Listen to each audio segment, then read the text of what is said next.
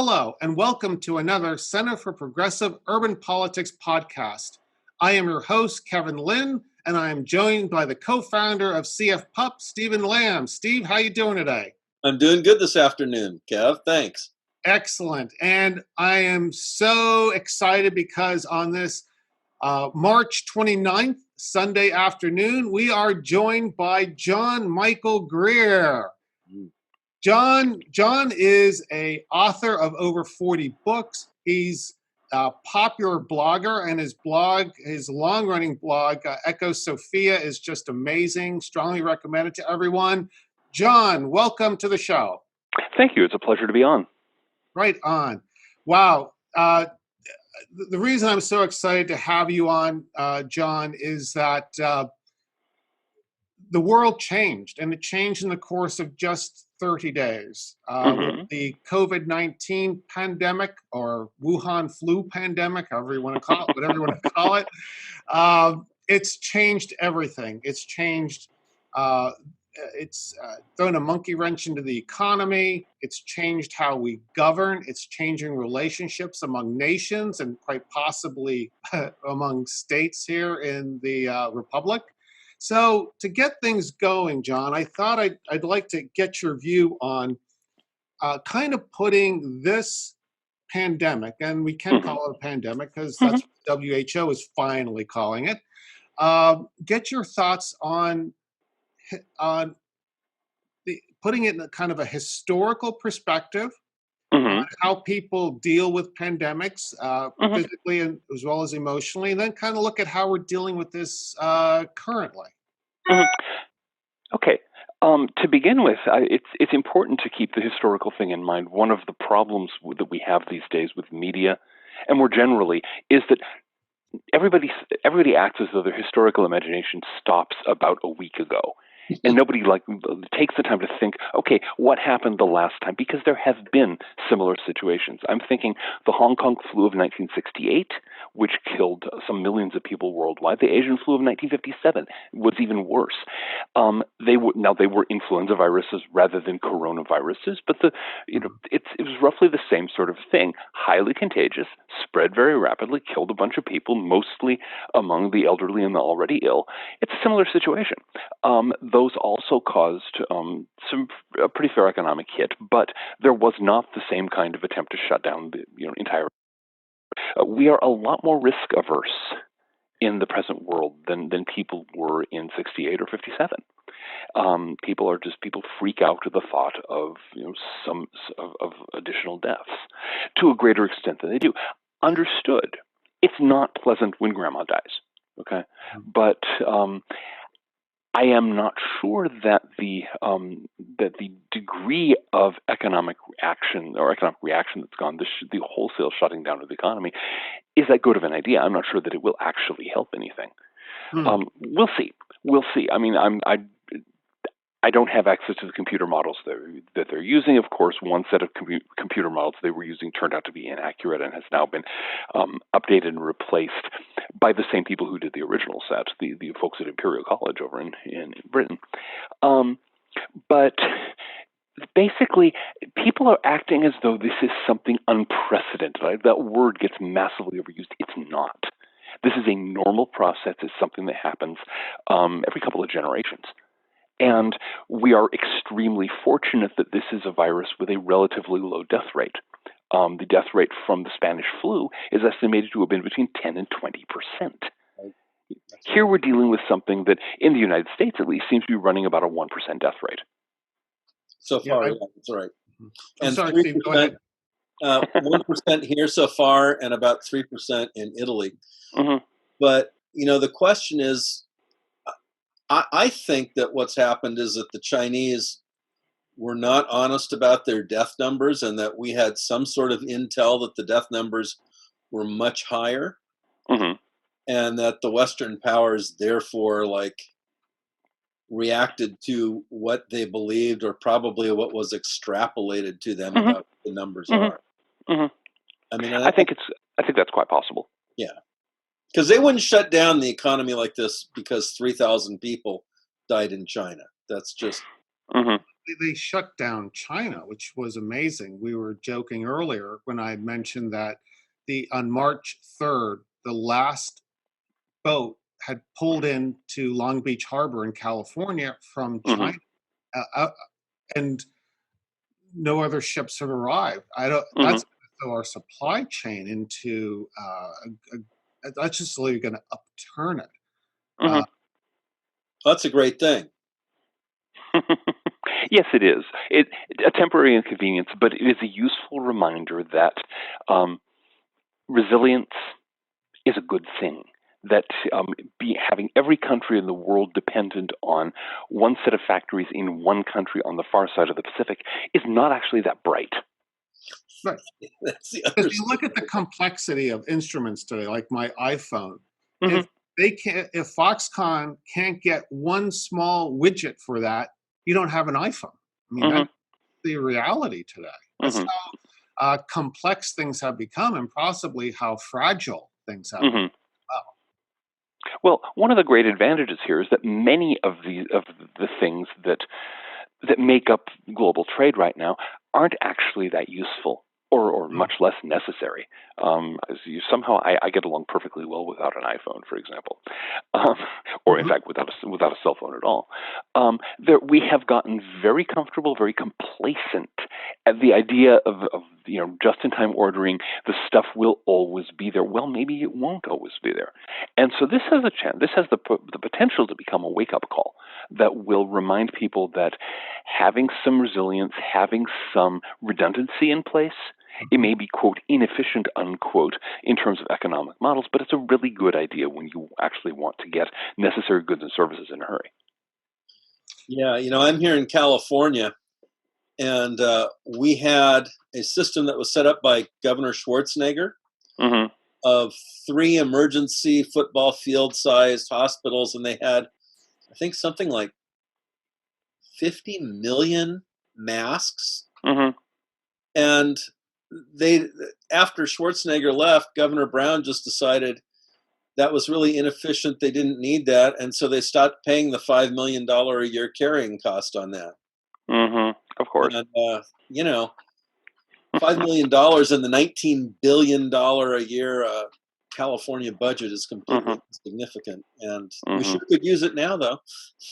There's that, yes. Yeah. No, and this is just it. So many people got caught up in the romance, in the fantasy of globalization, the sort of Star Trek notion that we actually have these replicators that make things suddenly appear, and do our best not to notice that they're being made by by sweatshops and third world hellholes and places and things like that. And it's easy to think because you order something from, let's say, DJI, and it's shipped from China to your doorstep. Yeah, it just shows up. It's like the legendary urban kids who are astonished to find out that carrots actually grow in dirt. We've become painfully, in fact, counterproductively and dangerously detached from the industrial as well as the agricultural realities that support our lives.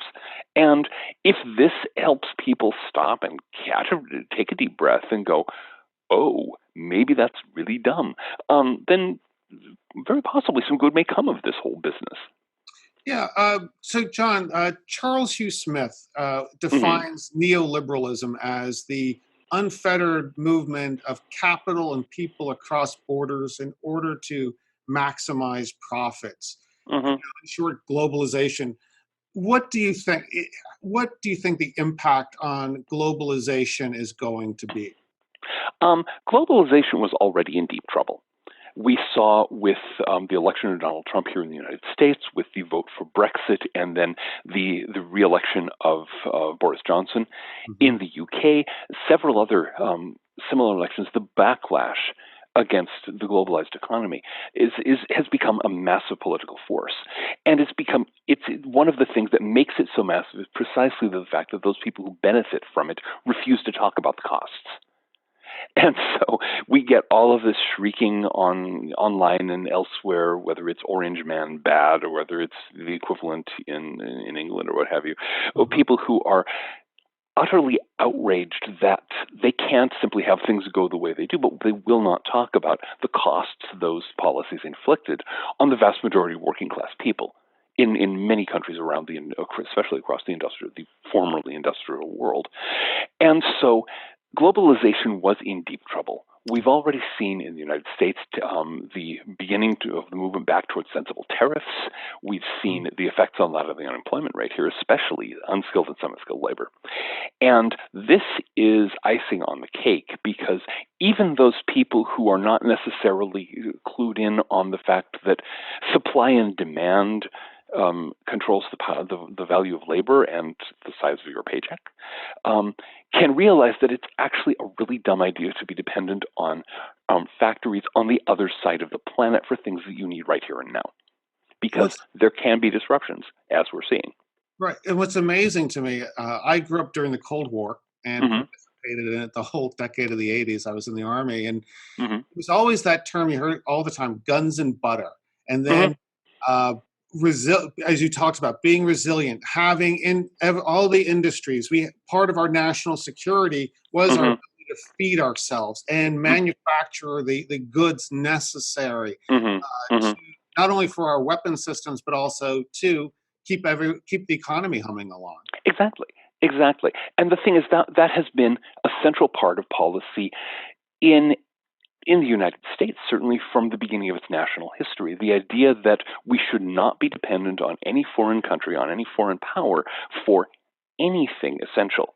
That was central to our national policy until the coming of the age of globalization, when, after the collapse of the Soviet Union, the assumption in the circles of power seems to have been, oh, well, we don't need to worry about that anymore. We can just go in and engage in a kleptocratic frenzy, and nothing bad can possibly happen.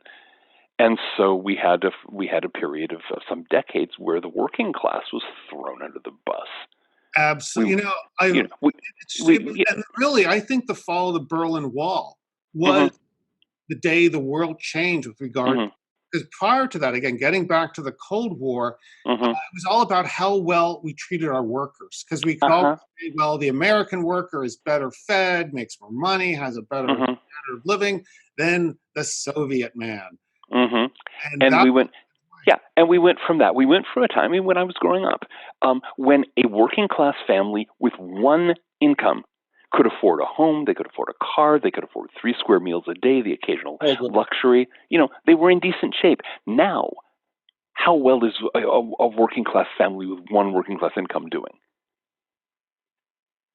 That's the hugest political fact of our time in America, the planned destruction of the American working class, the descent from where we were to the situation where on one working class income you're on the street.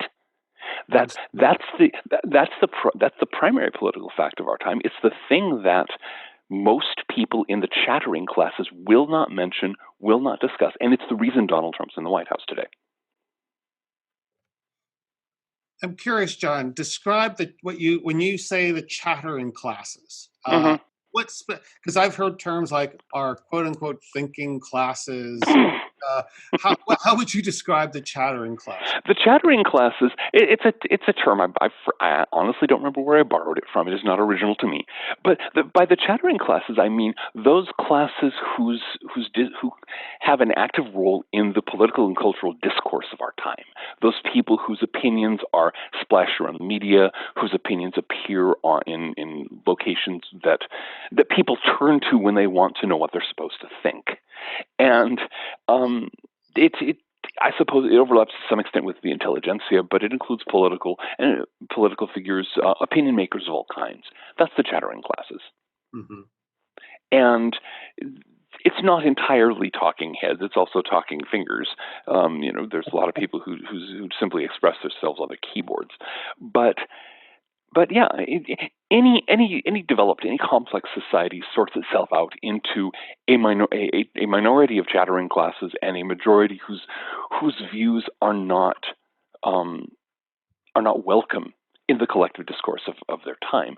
And the size of the gap between those two, between the opinions of the chattering classes and the opinions of here's an old-fashioned term for you, silent majority, that gap determines just how explosive the politics of that time are going to be. As long as the chattering classes pay attention to what the silent majority wants and what its concerns are, at least now and again, things can move along fairly smoothly. When you get a situation, as in the recent past, where the chattering classes dismiss the concerns of the majority as irrelevant, doesn't exist, they're deplorables, they're hicks, they don't matter, they should just all curl up and die. We hate them. We hate them, my precious. When that's the voice of the chattering classes, and of course that has been the voice of the chattering classes in the United States for a couple of decades now, then you're looking at an explosion. And we are fortunate that that explosion took place politically. It did not have to. We could have ended up with a domestic insurgency. So you're saying that the election of Donald Trump is actually a pop-off valve or a safety valve for revolution? Exactly. That's the thing about democracy. When I think it was Winston Churchill who said that democracy is the worst system of government there is, except for all the others. And he's quite right. It's got. One could spend weeks listing its failures, but it does one thing better than just about anything else. It allows changes of power without mass bloodshed. Mm-hmm.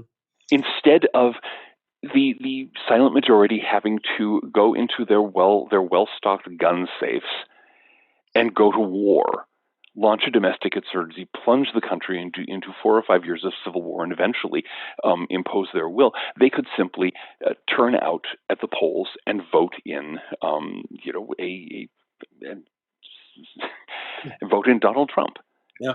While we're talking about elections and Donald Trump, I want to point out to our listeners and viewers that in January 2016, you were one of the few voices that, and you were dead certain that Donald Trump would be elected president in the general election of 2016, and largely because, whether he believed it or not, he was speaking to class warfare.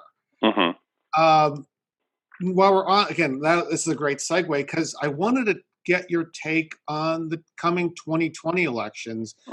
First, looking at the Democrat side of the House and Biden, who is now the front runner, and then what do you see for the general? Okay, the Democrats really have backed themselves into a difficult corner here, because during the early sections of the run for the nomination, most of the Democratic candidates positioned themselves way over to the left. You had all those people putting up their hands, insisting that we need to give free health care to illegal aliens, for example, and just one thing after another, which was very appealing for a minority of extreme leftists, but generally most Americans, even most Democrats, did not support those points of view. And so the one straggling figure who was more or less to the right of the pack, Joe Biden, has ended up as a de facto frontrunner. He's a terrible candidate. He stumbles all over himself. Exactly. He has the great some people are really good at thinking and speaking off the cuff. Joe Biden is not one of them. And it would be nice if this kind of thing were, if we decided who our leaders were going to be on the basis of some kind of deep thought and contemplation, but we don't. And he doesn't anyway. Oh, there's that. I think I've never met the man. I have no idea what's behind the airbrush facade we all get. The same is true of any politician. He doesn't seem to be a particularly deep thinker. He certainly doesn't handle sudden events well, sudden questions. And he's very old, and I think possibly, frankly, past it. And, we'll see. But he's a very, very poor candidate. He's the only one they've got left, because everyone else basically ran to the far left and went much further left than the voters will go. So the question is, what are the Democrats going to do? Because if Joe continues the way he's going, they're doomed. Right. I mean, do you think something could happen at the convention for the Democrats? At or before, yes. I think that there is a very real possibility that one way or another, it does not surprise me, for example, that all kinds of old allegations of sexual improprieties are suddenly being brought up. Oh, about Joe Tom, Biden. I don't think you read the papers this morning. You know, Apparently, something was brought up on Friday uh, against Uncle Joe. oh yeah, no, I've seen some mutterings about that on the internet and so on. But yeah, and they can build up, they can produce some kind of scandal, force him to step down, and then get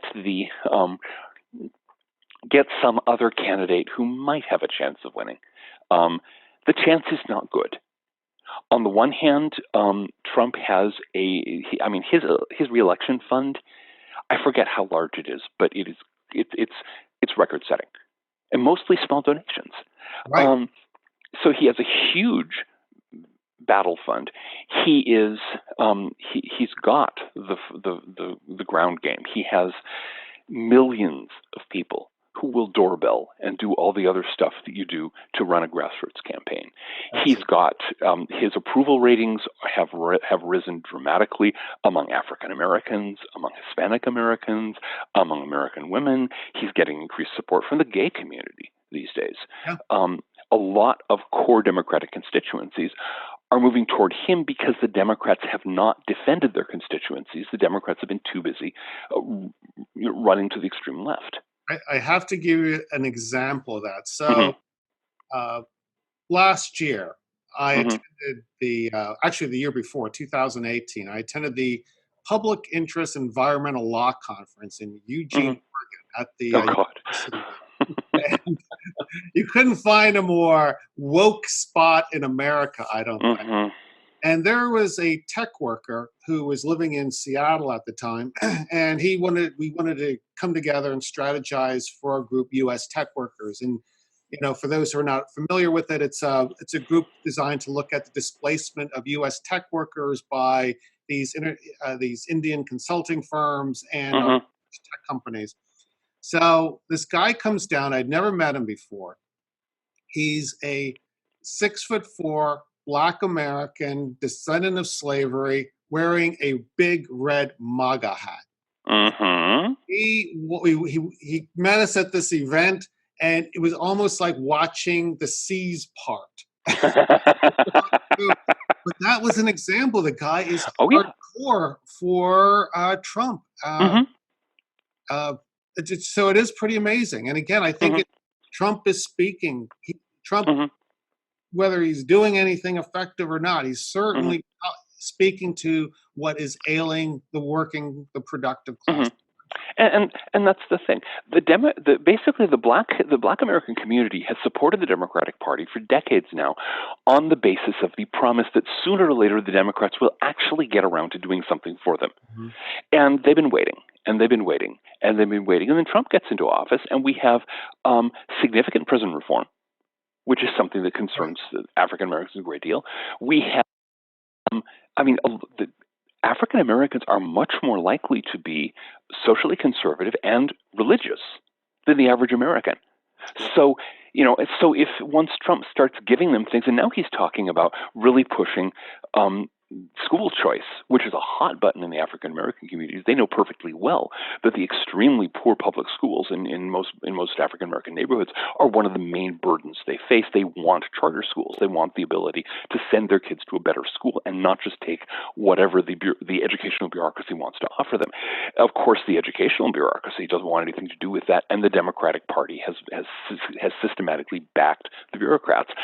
So now Trump and his Department of Education are really pushing school choice, charter schools, and things like that. And that's, again, hugely popular in the African American community. So, and of course, we've got the effect of decreasing unemployment for unskilled, semi-skilled labor, entry-level jobs. African American unemployment is the lowest that it's ever been. So this is making a difference, and a lot of people in the African American community are saying, okay, we have all these promises from the Democrats, and we have these actual gains that we're receiving. From the current inmate of the White House, and which way are we going to vote? Well, Trump's approval, depending on which poll you look at, has gone from around 8 or 9% in the African American community at the time of the election to somewhere between about 30 and 40%, and that is a tectonic shift. That is a gargantuan shift. Mm-hmm. And if only 20% of the African American votes for Trump and votes more or less for the people down ticket from him, Democrats don't have a winning majority anymore. Right, they'll never hold the White House. Yeah. Yeah, no, the Democrats at that point are losing, shall we say, bigly. Which is, interesting enough, a friend of both Steve and I, Beth Carnell, she is one of the founders of and really the ideological head of the American Descendants of Slavery movement. And they have thrown everything but the kitchen sink at her. I mean, she absolutely has the establishment frightened. I think. Oh, of course. And it's amazing because Yvette is completely independent. She's not pro-Democrat. She's not pro-Republican. Well, it's precise. Yeah, that's the thing that scares them most. If African Americans start voting as an independent bloc and they turn to both parties and say, okay, what are you going to give me this time? What are you actually going to give me? Screw the promises. What are you going to give me? Then the parties actually have to listen to the voters. Yeah. Because whoever gets the majority of the African American, I mean, that's a 10% block. That's huge in American electoral politics. And if they can do it, what about some of the other groups? What about the Hispanic vote? At this point, the tendency, the insistence on the part of now this is a hot button subject, the whole transgender issue. Right. Okay, it's complicated, it's messy, but the Democratic Party, by and large, has gone to the extreme end of one viewpoint, to the point that there are a lot of people in the gay and lesbian community, especially among the lesbians, who feel that the Democratic Party simply abandoned them. Oh, yes, very much. And so at what point do we see, actually we're already seeing, the gay and lesbian community, which is well organized politically and very effective, as we saw with the whole same-sex marriage thing, they managed to pursue something that everyone, the standard view was impossible, and they got it. So they've got this hugely well-organized, well-connected voting bloc. They're becoming a free player that might be successfully appealed to by either party. That's when democracy actually starts becoming fun, because then the parties actually have to listen to voters, and of course that's the last thing that either party wants.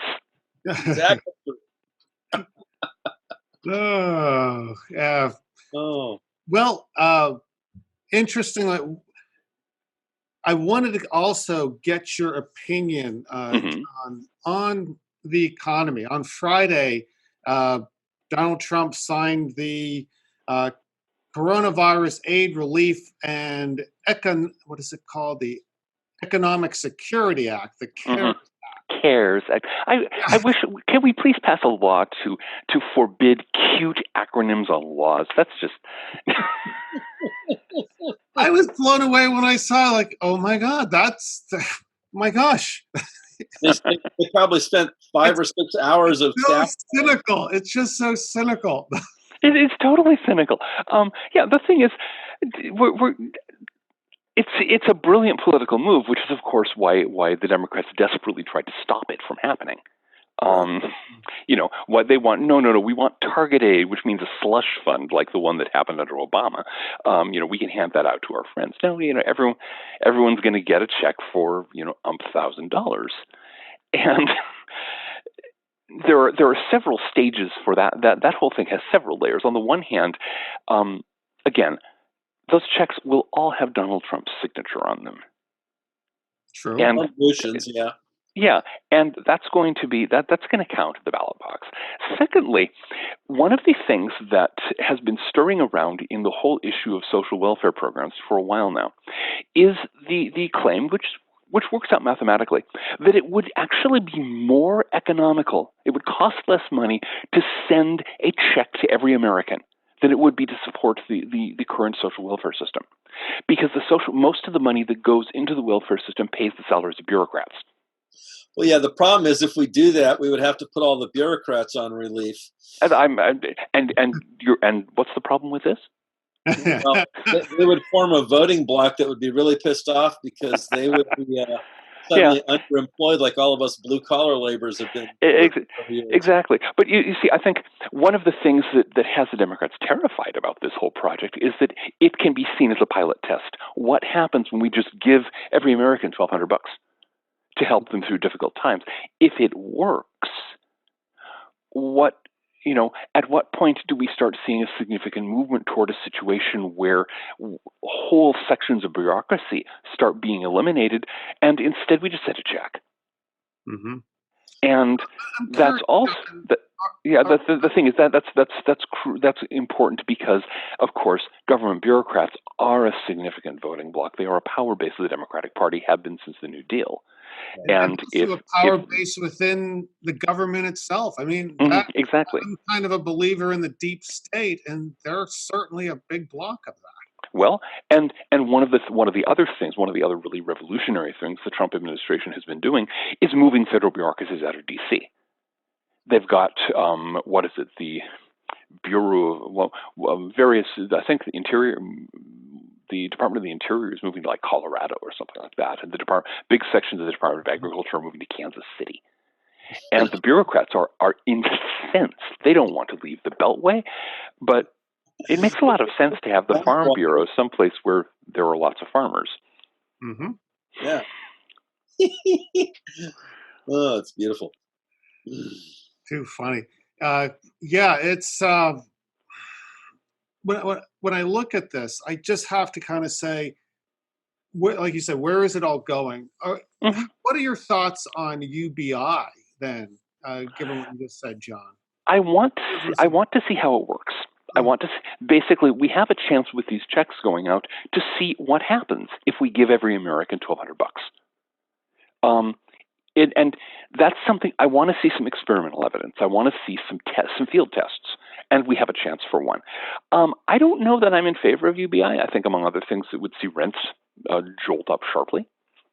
There's more money. It's the usual money changing goods. Yeah. Yeah, exactly. It's prices vary depending on availability of product and availability of money. And so, but we'll see. We're going to have to see how it works. Certainly, though, I think that our social welfare systems could be dramatically simplified. That instead of having this mess of partly overlapping programs, get to just a situation where people in need get a check in the mail. We don't have to have these separate food stamps, the separate AFDC, the separate WIC program, the separate this, all of these things which all employ the cadres of bureaucrats. We just have to have some accountants and a check writing machine. And that I think that's going to be extremely important going forward. I have a friend, Linda, and she's an architect, and she designed. When this chef cooking school went out of business in Pasadena, she designed the interiors for what's now a robot factory. And they're actually teaching these robots how to cook every cuisine in the world. And you'll be able to get a robot to replace your chefs for like $50,000, and it'll come with, programs on how to do things. And so the robots, probably within 5 years, are going to replace short order cooks and I've been here. People have been saying that since I was 5. How old are you? And I'm 57. Okay. I mean, I read about that in comic books when I was a small child, and I'm perfectly willing to assume that it may happen someday. But I actually want to see it happening before I'm going to say, well, in 5 years. It's like fusion power. That's been 20 years in the future for how long? About 70 years. Exactly. So, yes, I'm sure they will succeed in automating some more things as we go, depending, of course, on the continued availability of rare earth elements and some of the other things in the supply chain that make that possible. And also the issue that, supply and demand, as wages demand, the demand for human employees in certain fields drops, wages go down. At what point do you undercut the cost of the robot? I mean, there are jobs in China right now and in India, which are being filled by people rather than machines because it's cheaper to hire a person. Well, yeah, isn't globalization grand? It does. I mean, we are seeing that huge deflationary Mm-hmm. impact on everything. And this is really what technology has given us is Mm-hmm. great deflation. Mm-hmm. Wages are not going up. You would think that if people are more efficient and you Mm-hmm. are fewer people, those wages of those people working would go up, but that doesn't seem to have been the case. No, the thing is, we're going through a very complicated transition right now because we have had in America, especially, an economy focused on well-to-do consumers. And so we have an incredibly bloated retail sector, and everything that feeds into that sector has mushroomed, metastasized to gargantuan scale. That's breaking down. Meanwhile, there's a lot more jobs in factories. There's a lot more jobs for, as I mentioned, unskilled and semi-skilled labor. And so you're having this weird transformation. And I think it's partly a geopolitical thing. The United States is no longer the world's dominant power. We don't have a dominant power in the world right now. We're going through that transition. We are very quietly scaling back our presence around the world. In the middle of the whole virus panic, I think it was about a week ago, words leaked out that the U.S. had quietly abandoned 2 more bases in Iraq. And I think there's another one that's currently slated. There's no announcement is being made. You don't make such an announcement when you're backing away from global power. But bit by bit, we're scaling things down. We're withdrawing our forces to what we can actually reasonably control. And in that process, the U.S. has to return to more of a manufacturing economy, less of a tribute economy. Because we are within sight of the period when the dollar will not be the global reserve currency anymore, where we cannot simply run whatever deficit we want to run and expect the rest of the world to pay for it. Luxury that we've had. Exactly. So we're scaling down from that. Another way in which the current virus thing has been extremely helpful is that it's helped deflate the current ongoing bubble in the stock market, which had inflated to absurd levels. Okay, now we've cleared a lot of ground very fast, and we can blame it on the virus, so nobody has to point fingers at anything but viruses.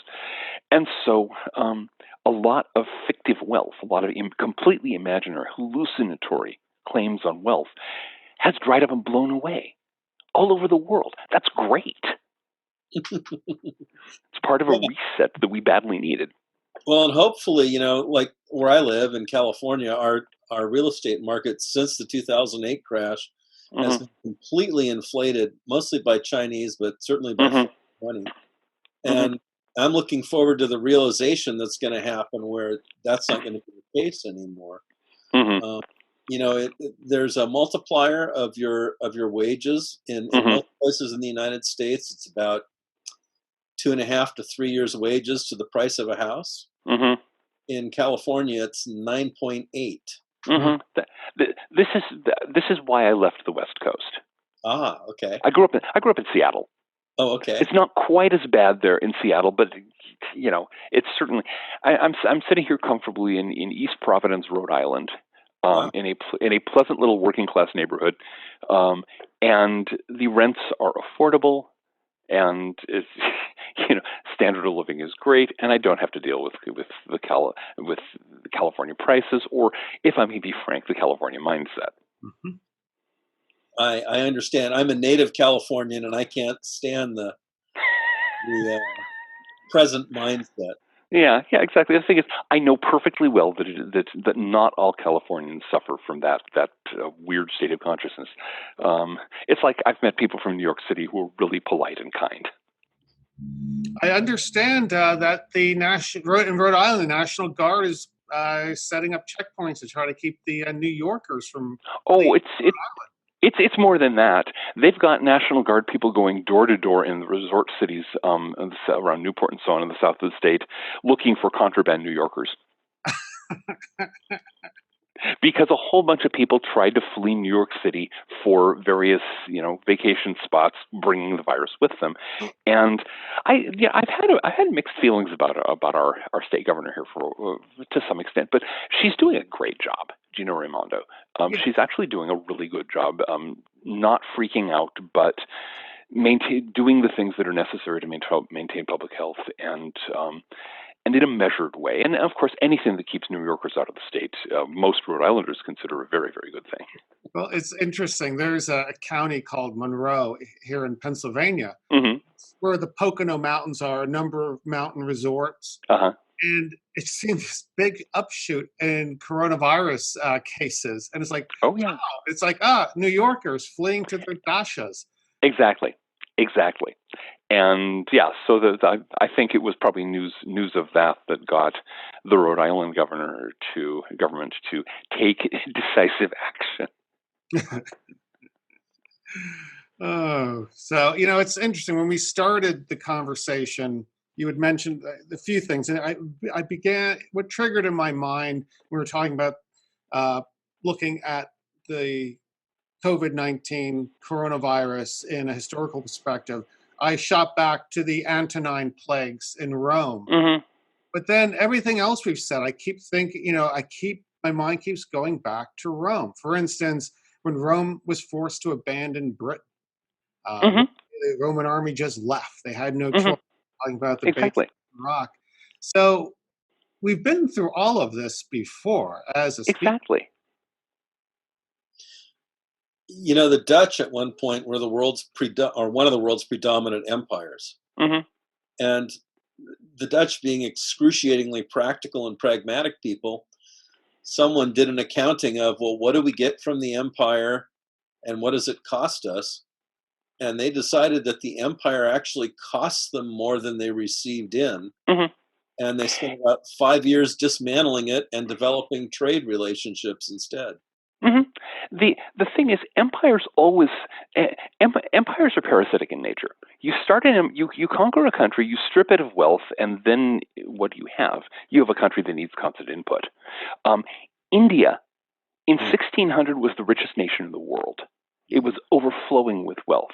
By the time the British got through with it in 1946, it was the poorest nation on earth. And Britain had turned from a dumpy little island, mostly noted for codfish, to a global empire. These two things are not unconnected. Britain, in the same way, they did the same math, starting with Ireland. When they allowed the creation of the Irish Free State, they looked at how much it was costing them to hold on to Ireland and how little they were getting back from it after most of a millennium of plundering, and let it go. And they proceeded to do that all the way through until the British Empire was no more, because it very much cost more than it was worth, and that became impossible to avoid during the Second World War, when they had to have us bail them out again. And so in the same way, I think it's beginning to sink in the circles of power in the United States, as it did in Holland, as it did or in the Netherlands, as it did in Britain, as it did in Rome back in the day. There's a point at which you have to say, okay, glory and the unbroken empire, blah, blah, blah, screw that. We need to pull the troops out and maintain retreat to a more defensible perimeter. Because it's only the elite few that truly benefit. You had mentioned early on in our podcast today that there was a time when a single wage earner could own a home, raise a family. An ordinary middle class income was enough to keep you fairly comfortable, and that's not the case. And the reason it's not the case is the economics of globalism, the neoliberal economic system, including the offshoring of jobs, unlimited illegal immigration, producing an underclass with no rights who could be paid starvation wages, and metastatic government regulation that benefits big business against small business, when small business is a far better creator of jobs. So you have those three pillars of the whole structure. Those were the things that caused the destruction of the American working class. And equivalent things have happened in previous empires. Now we have a chance to reset that. And I think it's one that a lot of people are taking. Are you optimistic about where this could go, or do you think the Republic, once we scrap empire, do you think the Republic will survive, or will we break into? I remember in the 80s there was a book I read called "The Nine Nations of North America," Yeah. Well, I wrote a novel a few years ago titled Retrotopia, which was set in a post United States America, where the country had broken into like 9 or 10 pieces after an ugly civil war. I thought that was a real possibility at that point, given the way things were going. I think we may have dodged that bullet at this point. We'll see. There's always the possibility that human stupidity is the one infinitely renewable resource. And so, but I think it's possible that we've dodged this bullet, and that we're good for another few historical cycles. And I don't know. We'll see what happens. I think it is I don't know that the United States will be able to survive indefinitely. It's a very large nation, and large nations generally do tend to fall apart. But we'll see. And I think it's part cultural. I lived in Los Angeles for 20 years, and I think there's a point where someone is going to wake up and just say, those folks on the Potomac, they just don't get us. There's a lot of people in a lot of America who are thinking that. Furthermore, there are a lot of Americans who would love to see Los Angeles as part of another country. Yeah, well, thank you very much. Well, no, I no, I'm sure you're aware of this. Oh no, I'm very aware of this. In fact, what's really strange is the people who really want that are either the blue collar and lower middle class people who were forced out of California economically, or their children. As I go in the country and I meet people, very often someone who's like 30 years old or so, I'll get into conversation with them and say, "Hey, where are you from?" And I'll go, "I'm from this place you never heard of called Altadena, California." And they'll go, "Oh, my parents were from, San Gabriel or wherever." And they start talking to me about, the California that their parents left and how intolerable that was. And I think, oh my God, it's so much worse now if they only knew. Oh yeah. But no, my mom grew up in Oakland. Okay. Yeah. So. Yeah. It's interesting you say that. Several years ago, Jane Fonda, back in New York City, for a visit. She had a layover, and she went to this museum that she used to go to a lot in the 50s and 60s. And it was a place where she could go out to the courtyard. It was have a contemplative moment, a meditative moment. And she was just aghast because of the crowds of people. There was no getting away. There was no getting away from this densely packed city that New York City had become. And all the simple pleasures were just siphoned out. And I was amazed to see that article. I think it came out in 2009. And she did literally talk about how, back then we probably had 4 billion people less on the planet. Yeah. Well, we had 40% less in the United States. Yeah. So gosh, it might actually sink in. Yeah. And she the way she talked, the vision that formed in my mind was, she's homesick for a place she never left at the end of it. And I think that's where a lot of people in America and throughout the world now, because of, the industrialization that's gone. Migrations of people. Yeah, no, you're right. The Seattle that I grew up in was a very nice town. By the time my wife and I left in 2004, it had become a really pretty miserable place. It had progressed into a state of filthy, crowded mess, and so that's why we bailed. And I don't expect ever to go back. There's a part of me, to a large part of me, Puget Sound is always going to be home, but it's a home that does not exist anymore. The neighborhoods that I knew, the local culture that I knew, the landscape. It's the bluest skies you ever seen are in Seattle. Not anymore. It's photochemical smog. 365 at this point. It looks like a slightly like if you can imagine Los Angeles but wet. Oh, yes. More mold, fewer palm trees. Wow. Well, John and Steve, we are coming up on our hour. John, is there anything else that I hadn't addressed or anything you'd like to add? Points that I might miss? Yes, the major thing that I'd like to add is that it's very easy for people to get caught up in the moment-by-moment frenzy of a historical crisis. Oh my God, running around like chickens with their heads cut off. Sit down, take a break, look up the Hong Kong flu of 1968 or the Asian flu of 1957. Realize that we've been here before, and a year from now, probably considerably less than a year from now, it's going to be over with. It's going to be done. We're going to be going back to some fairly close simulacrum of our pre-pandemic lives. And remembering that is a good way to be a lot less freaky and a lot less easily buffaloed into doing stupid things by the media. Great. Steve, have I missed anything? Any thoughts? Well, my big thought is that this is probably the greatest opportunity we've had in our generation to turn the ship around. We can use this opportunity to say, hey, we need to make our drugs in the United States. We need to do things that are strategic in the United States. And this is the opportunity to break the back of globalism, and we should take it. Well, on that note, gentlemen, thanks so much for joining me. John Michael Greer, Steve and I, we talk about you a lot. We definitely follow the blog.